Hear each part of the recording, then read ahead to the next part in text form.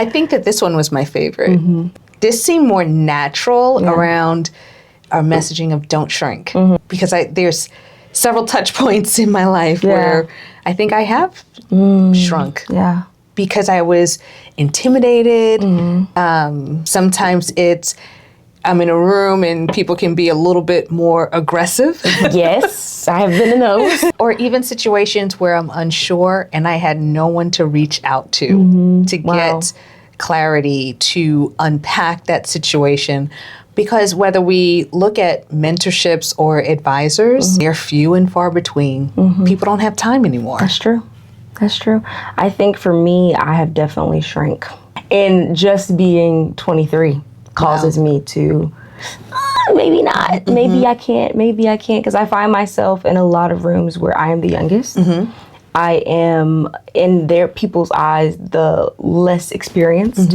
But I do believe that the wisdom of God rests on me and that's probably the first time I've said that out loud. So good job. I'm growing in front of you guys at this point. I do believe that. And I think that it gets difficult for people my age to step into what God is calling them to be. And so let this be motivation. If you are in the age range that I'm in, that wisdom probably rests heavy on you. If you find yourself being the youngest in the room, there's a reason for that. And so it is my heart for people to not feel stuck, to not shrink, and to step into what God is calling you to be. And that is my heart because that was my experience, but in corporate America. So at 23, I was managing a department. I was leading, and I was the youngest in the room. And now being 50-something, that's why I fight so much for your generation, because we need diversification, whether it's at an organization level, a ministry level, a church level. We need your voices on boards. We need your voices in leadership. We need your voices in every aspect, in every touch point, in order for anything to be successful. So when it comes to visions, I fight so much for you all, and I hope you all can hear that in my voice. You've lived enough to have a voice at the table. You've lived enough to be heard. And then it's our job to then pour into you from a mentorship, an advisory standpoint to guide you.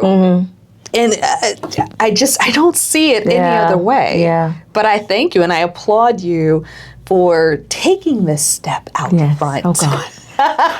It's nothing but God. But I also know, because when I was that age, I know that it's one thing to step out in faith and do all of that work.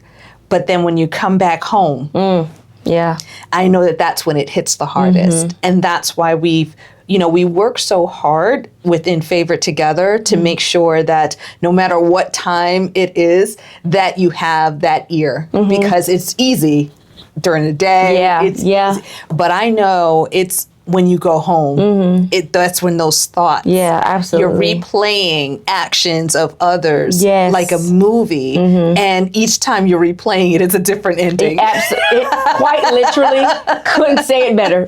Because I lived it. And look, every age group, it doesn't matter. We all are in that same situation at any age. That's but true. It's how do you learn how to navigate it? That's what's key. Something that I am practicing now is that because I do that replaying all the time, it does hit the heaviest when you're about to go to bed, honestly.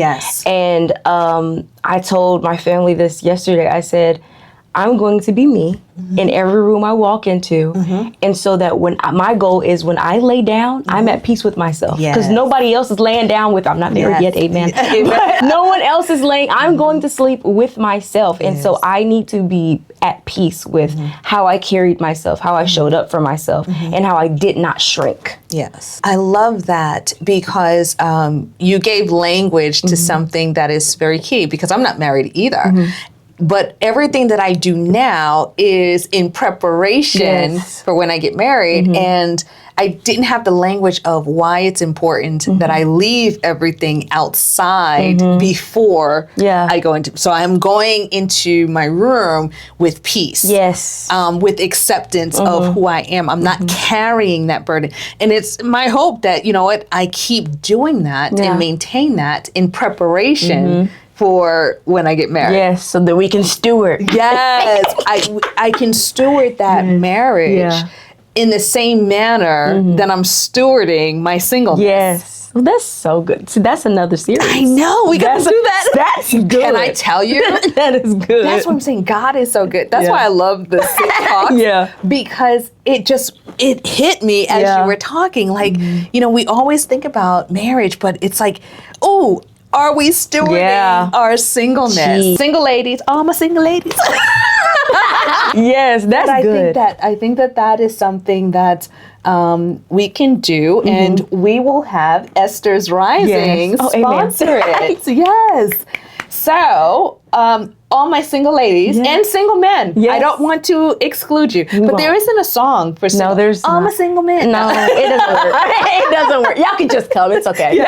But I think that whether you are male or female, I think that we want to make sure that we are stewarding our singleness, because stewarding means that, you know, when it comes to financial integrity, you know, that we're not showing up to the marriage broke and disgusted. Correct. I need you to be whole and free. Yes. So stewarding our singleness is also the wholeness. Are we whole? Are we healthy? And then kind of going through those stages to make sure that we are holding ourselves accountable to being good stewards of our singleness. This is good.